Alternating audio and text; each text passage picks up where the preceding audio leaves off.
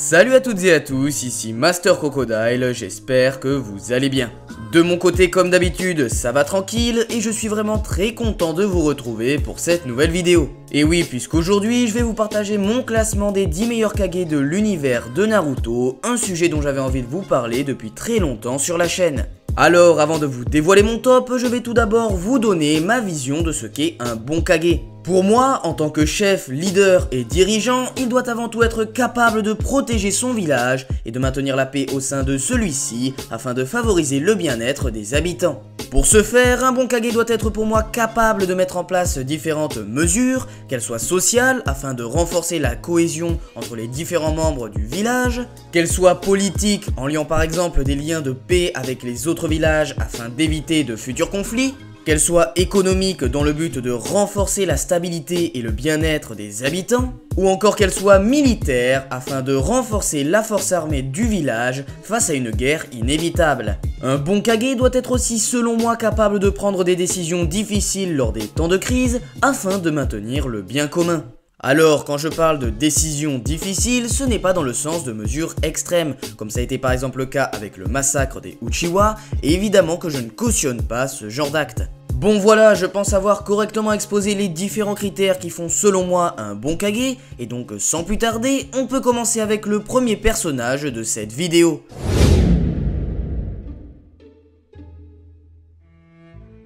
Alors, nombre d'entre vous ont dû oublier ces personnages-là, et ceux pour qui c'est le cas, franchement je vous comprends, puisqu'ils sont à peine apparus 2 fois dans le manga et dans l'anime. On les a tellement peu vus qu'il n'y a pas un seul moment où un des deux personnages est en train de parler, donc c'est pour vous dire à quel point ils sont passés inaperçus. Enfin bref, malgré leurs rares apparitions dans l'anime et dans le manga, on a eu droit à pas mal d'informations sur ces deux Kage là dans le 4ème databook. En effet, on apprend notamment que Ei, le 2ème Raikage, a parfaitement poursuivi les projets de son prédécesseur, en accomplissant notamment de nombreuses prouesses en termes de politique. L'une d'elles est d'avoir noué une alliance avec Konoha, qui était très certainement le plus puissant des 5 grands villages shinobi à l'époque. Donc déjà, ce fut un grand accomplissement militairement parlant qui a permis de renforcer la puissance du village de Kumo à une période où il y avait de nombreux conflits, mais surtout le databook insiste vraiment sur le fait que cette alliance fut une grande avancée pour la paix au sein du village de Kumo. Ensuite, pour Shamon, le 2ème Kazekage, on nous explique qu'il a été un pionnier pour l'expansion militaire du village de Suna. Premièrement, on nous explique qu'il a fait de nombreuses recherches sur les démons à queue afin de comprendre comment contrôler le démon à une queue Ichibi.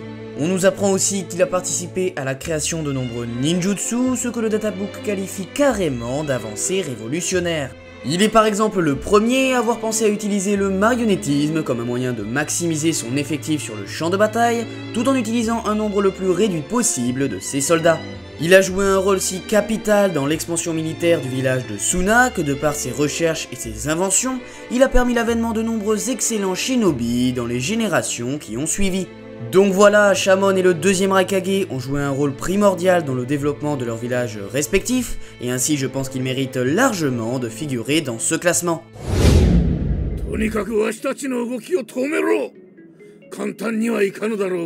Et donc pour cette 9ème place, j'ai choisi Ei, le 3ème Raikage. Ce dernier était un shinobi extrêmement puissant, considéré même comme le plus puissant chef de l'histoire de son village. Et je vais pas vous mentir, c'est principalement pour cette raison que j'ai décidé de l'intégrer à ce classement.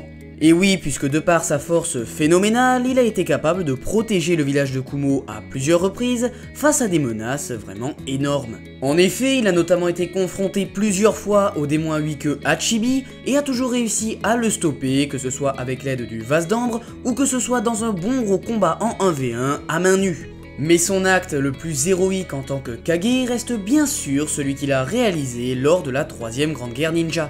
En effet, dans le but de permettre à ses troupes de fuir, il a décidé de se battre contre 10 000 ninjas à lui seul et a réussi à tenir pendant 3 jours et 3 nuits avant de finalement y laisser la vie. Alors, certains peuvent trouver cet acte idiot au vu du fait qu'il est quand même le Raikage et a donc une importance capitale pour son village, mais de mon côté, je vois plutôt cela comme une grande preuve de sa bravoure et de sa légitimité en tant que Raikage, puisqu'il a été capable de faire passer les intérêts des habitants du village avant les siens.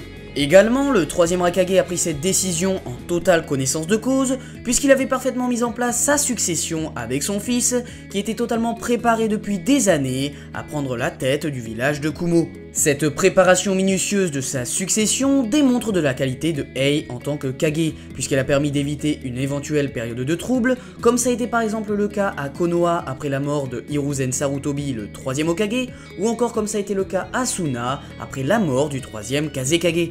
Un autre de ses faits d'armes est d'avoir recherché sans relâche un Jinchuriki capable de contrôler Hachibi, ce qui s'est avéré totalement concluant avec le personnage de Killer Bee. Et oui, puisque ce dernier est devenu l'atout militaire majeur de Kumo et a démontré de son utilité énorme, comme on a pu le voir lorsqu'il a protégé le 4ème Raikage de Minato Namikaze au chapitre 543. Donc voilà, le troisième Raikage a été un excellent chef pour son village, cependant j'ai décidé de ne pas le classer plus haut à cause de sa responsabilité par rapport aux nombreuses morts causées par sa recherche intensive d'un Jinchuriki pour Hachibi.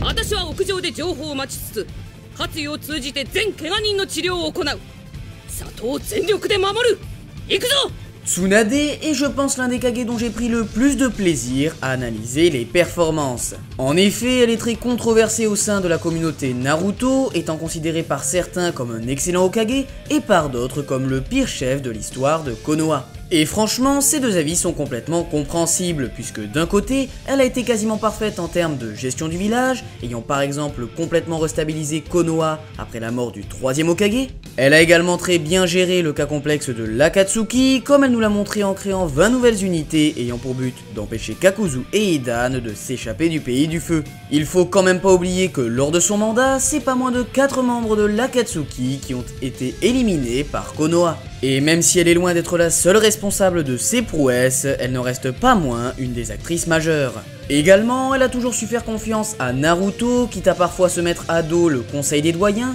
et cela lui a totalement réussi vu les nombreux exploits qu'a réalisé le fils de Minato. Et enfin, elle a accompli de nombreuses prouesses en termes de politique, ayant notamment rétabli des liens de confiance avec le village de Suna, après l'attaque d'Orochimaru sur Konoha. Sans oublier aussi qu'elle est l'une des personnes à l'origine de la paix durable qui s'est installée après la 4ème Grande Guerre Ninja. Mais bon, d'un autre côté, en termes de protection du village, ça n'a pas du tout été ça pour notre Tsunade, comme le démontre l'attaque de Pain sur Konoha. En effet, même si je pense qu'elle a plutôt bien fait de ne pas affronter directement Pain, au vu du fait que Jiraiya a perdu contre lui, et qu'elle a plutôt pris la bonne décision en restant en retrait afin de soigner les victimes grâce à Katsuyu, quand on voit par exemple la performance de Minato qui à lui seul a protégé Konoha de Kyuubi et de Obito, je trouve que la performance de Tsunade est vraiment médiocre. En vrai, en termes de conséquences sur le village, cet incident a été catastrophique.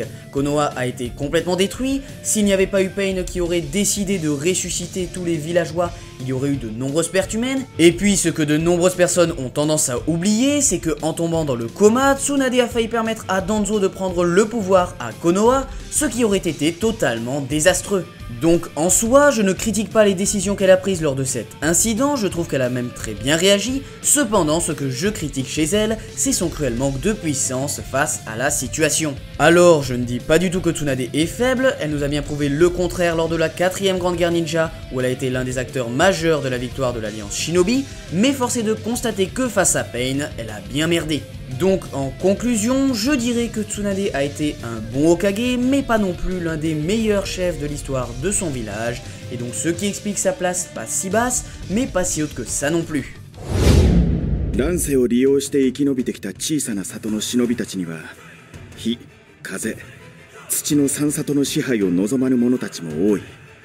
これからもさまざまな揺さぶりをかけてくるだろう。しかし多くの犠牲の上に実現した平和は守り抜かなければならない。そこで君たちの力頼りにさせてもらうよ。 Et on retrouve donc maintenant le légendaire éclair jaune de Konoha, Minato Namikaze. Même si son mandat à la tête de Konoha a duré très peu de temps, il est évident que le 4ème du nom a été un excellent Hokage. En effet, il a parfaitement pris la succession de Hiruzen Sarutobi, comme il nous l'a montré en prenant de nombreuses mesures afin de préserver la paix au sein du monde Shinobi.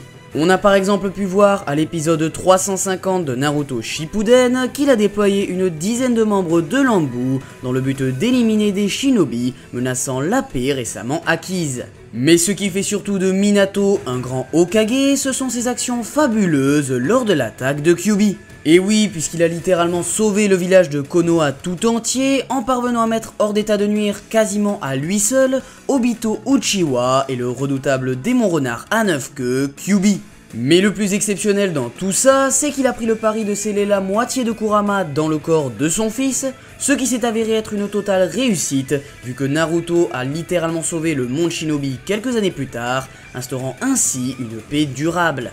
La seule chose que l'on pourrait reprocher à Minato, c'est d'avoir intégré Kakashi à l'Anbu, ce qui ne l'a pas du tout aidé à se remettre de la tragédie qu'il a vécue avec Rin. En bref, en tant que Hokage, Minato aura été très précieux pour Konoha et sa place pouvant paraître plutôt basse, s'explique par son mandat de très courte durée, qui n'aura duré au grand maximum qu'1 an et demi.